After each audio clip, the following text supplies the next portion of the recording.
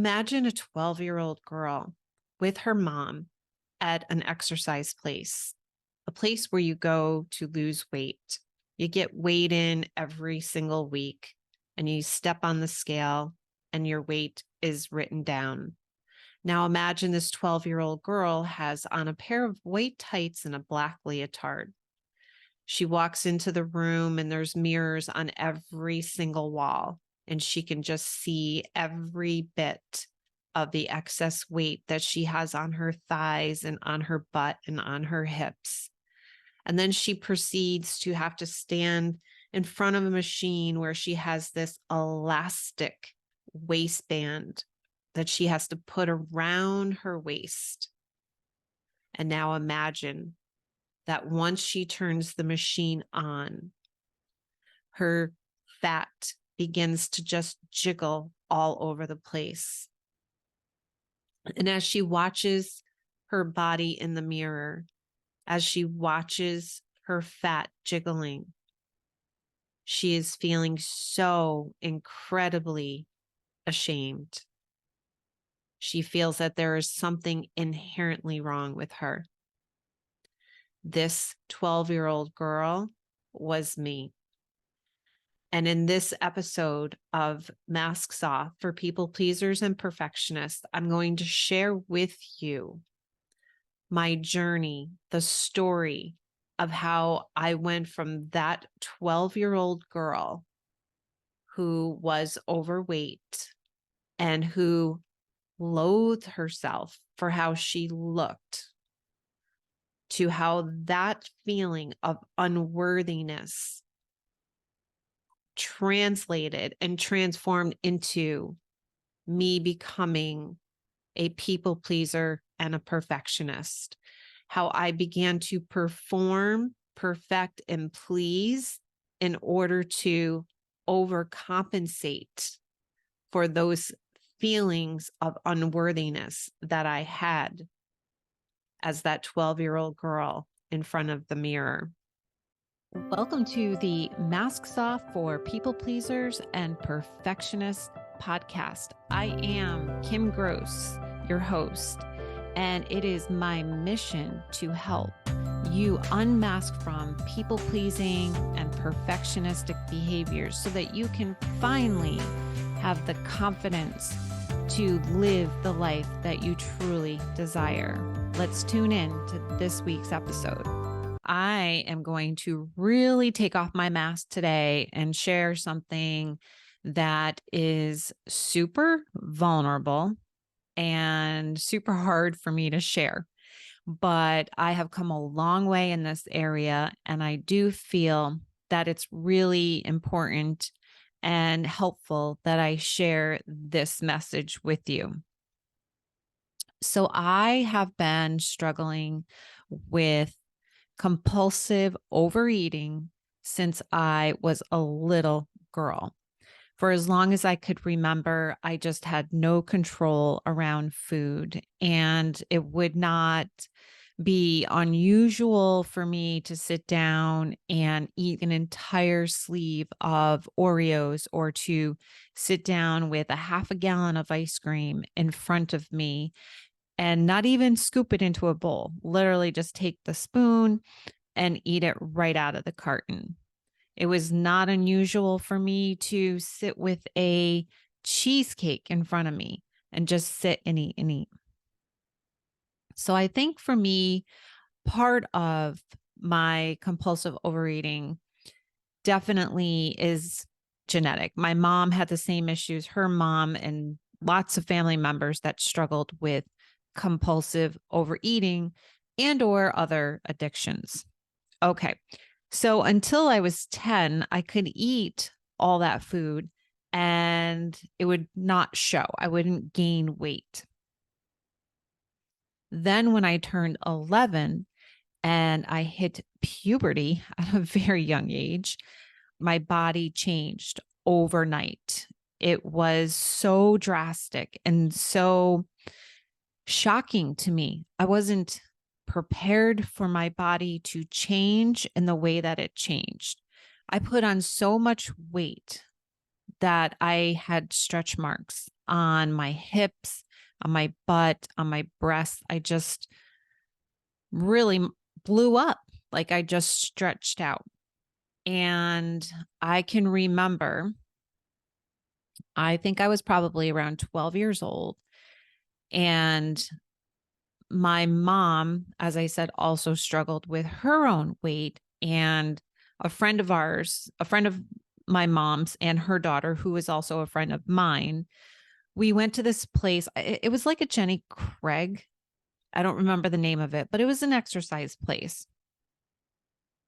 And I remember that I had on white tights and a black leotard.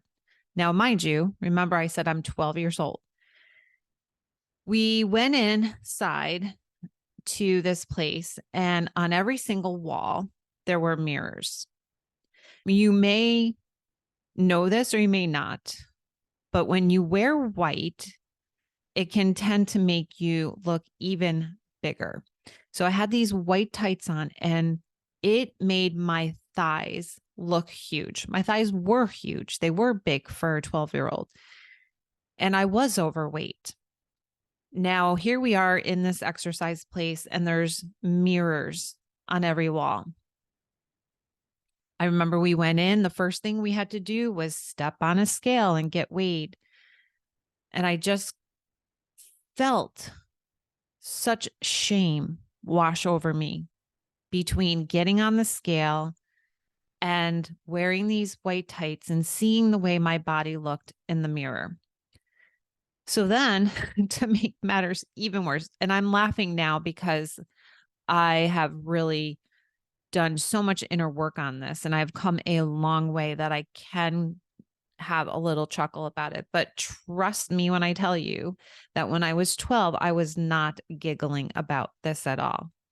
And if you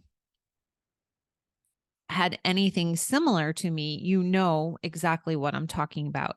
And even if it wasn't weight for you, it might have been that you were too short or you were too tall or you had too much acne or your nose or something was too much or not enough. We all go through this phase of feeling like there's something wrong with us. So going back to now, I'm weighed in. I'm wearing my white tights with my black leotard. I've seen myself in the mirror. And then I don't know if I can really describe it well for those that are listening and not viewing, but I'll try. So they had these machines that you would put this band around your waist and you would stand facing the mirror with this band, and then you would turn the machine on. And what the machine was supposed to do, and I still don't understand it to this day. Honestly, I freaking don't know what it was supposed to help other than to make you feel absolutely horrible about yourself. But you turn the machine on and it starts jiggling all of your fat. Now, here I am, 12 years old, standing in front of this mirror with this machine on, and all of my fat is just jiggling everywhere. And I just couldn't handle it anymore. I just felt horrible about myself, so ashamed. Then just fast forwarding. This was the start. This was the trajectory of the next several decades of misery and suffering and weight loss, weight gain, binge, restrict, all the while just feeling really horrible about myself and being at war with my body. So I had that experience. And then on top of that, because the way I interpreted the situation was that when I hit high school and I didn't have a boyfriend, I made the interpretation in my young teenage girl mind that I didn't have a boyfriend because I was too fat and I was too ugly. I did have a boyfriend finally in 12th grade, but 9th grade, 10th grade, 11th grade, and even 8th grade, I did not. So I'm saying all that to say that at the time, that maybe the way that I felt about myself was skewed in some way compared to what the reality was. But this is what happens when you have an eating disorder, or you have body dysmorphia, or you have low self-esteem. And I just made this interpretation that I was not accepted by the boys, and I was not valued, or I didn't matter to them because I was too fat, too ugly. Okay, so now that's high school. That was awful. College years. And then I did get married when I was 24, and I've been married to the same person for the last 30 years. But that didn't mean, and doesn't mean, that I still didn't struggle with every time I went to try on clothes, every time I looked in the mirror, that I wasn't at war with myself. And I would really just get down on myself because I could not control how much I was eating unless I was restricting for a long period of time.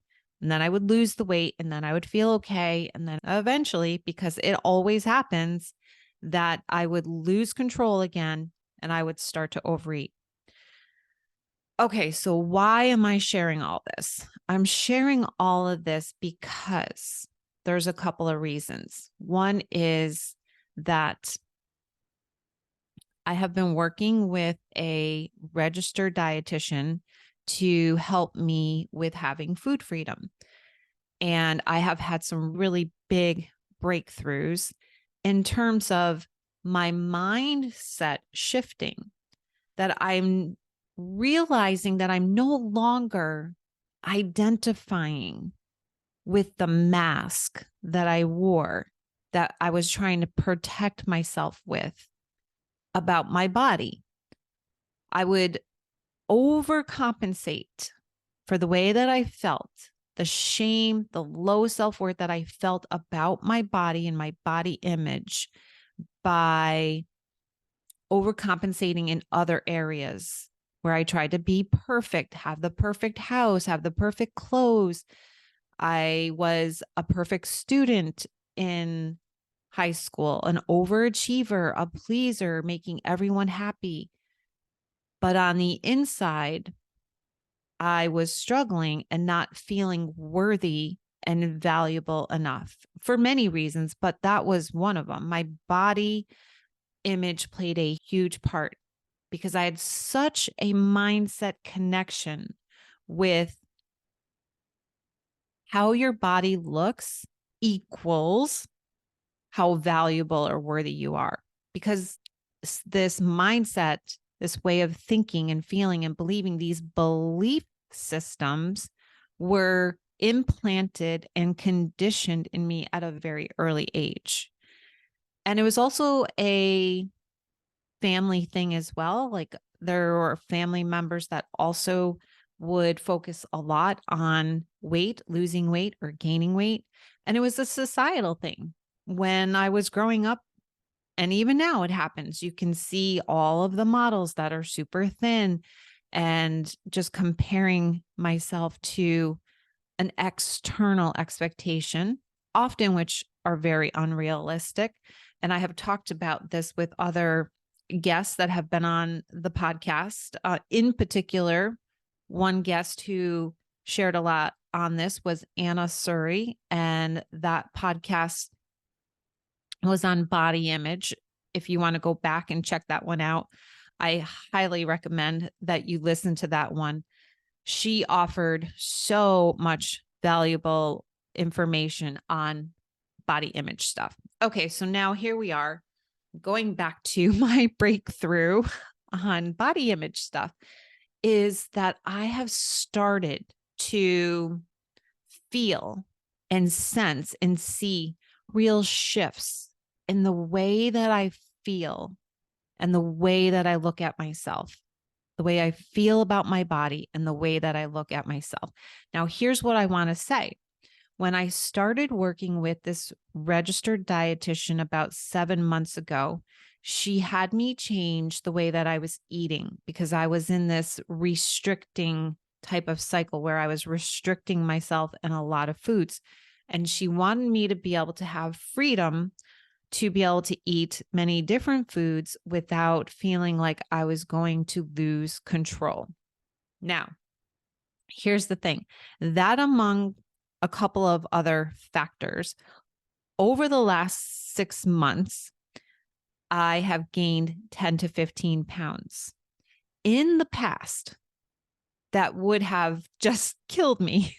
And I'm not saying that I was thrilled about it or that this was easy for me. It has not been. And especially in the beginning, I was like, Sarah, I gained all this weight. I have to lose this weight. What's going on? I can't do this. But as I continue to work on my inner work, my self-worth, my self-esteem, and knowing that my worth is not attached to the number on the scale, my worth is not attached to how my body looks, that I am beginning to shift into feeling that I am worthy and knowing that I am regardless of my body size. And what's really cool about this is that I am really beginning to see that I am no longer at war with myself, and I'm having so much more self-compassion for how hard this is sometimes to lose weight. I still do want to lose the weight, but not because I feel ashamed. I want to lose the weight because it's healthier. It's healthier for my joints. It's healthier for my body. And I'm going to do it in a healthy and slow way, not going back into that restrict binge cycle. I don't want to restrict again because that'll only lead to me binging. And I still want to have the freedom. But something feels very different. It's palpable. My inner child, my inner self is so elated because the war is over. It feels like the war is finally freaking over. I don't have to keep my armor up. I don't have to keep my mask on. And I don't have to hate myself and loathe myself the way that I did when I was 12 years old, standing in front of that mirror with my white tights on and watching my body fat jiggle in the mirror. And to no longer have that shamed little 12-year-old self feeling awful. My 12-year-old self feels finally, oh my gosh, you finally are accepting me for who I am, the way I am, even if I am at a heavier weight. You're not beating me up anymore. You're not barraging me with this critical, judgmental chatter that would often take place over the years. It would sound something like, Kim, what is wrong with you? You need to lose the weight. Why are you eating so much? Why can't you eat less?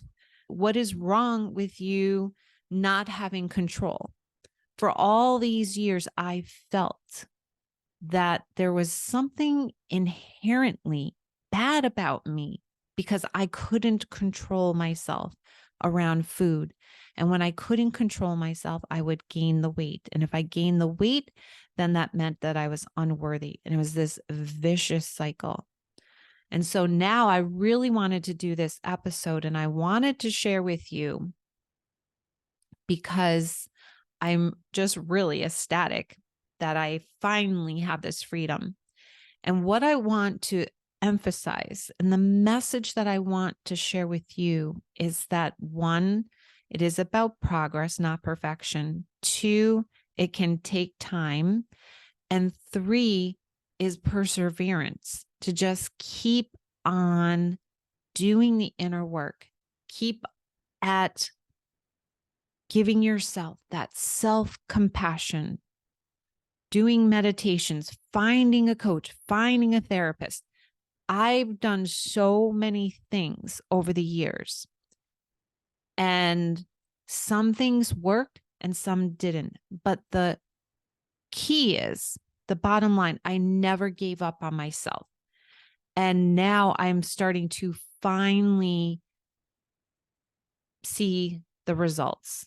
I'm reaping the rewards of continuing to just really do the inner work and really creating this relationship with myself that I can be kinder, be more gentle, be more nurturing, more loving, and not be at war. That was the thing that was so hard, was being at war with myself. And so I wanted to share on this episode in hopes that you could see how this mask can really hide. It can really hide our true selves. And I always say all the time that the last thing that I want for myself and for all of you is that you are on your deathbed and you realize that you didn't show up as your true self, or that you lived a half-lived life because you did not feel that you could be your true self. So I'm just here to say it's not an 1, 2, 3, it's done. It takes time. It's a 1 step forward, 2 steps back, 1 step forward, 2 steps back. And it does take perseverance, and you have to keep at it. It's building muscles. You just don't build muscle overnight. And then if you stop working out, your muscles are going to go away. So it's the same thing with this, with doing the inner work and getting to a place of really feeling like you matter, because you do matter. And so I just really hope that this lands with you today, and that somehow that it has like maybe just a little, either it could be validation for the work you're already doing, or maybe it's a little push to say, yeah, I need to do some more inner work, or it just inspires you. That's my hope. That's my mission, is to help inspire others to be able to take off their masks so that they can show up as your true self.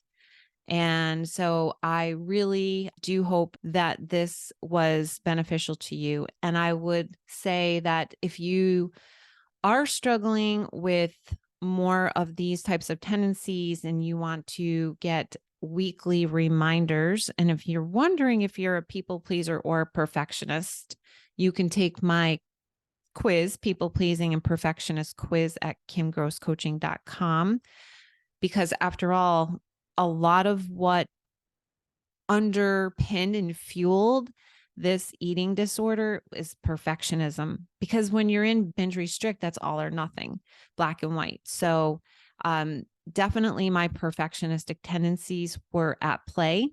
And so if you're wondering if you are a perfectionist or a people pleaser, by all means, take my quiz, and I will see you next time.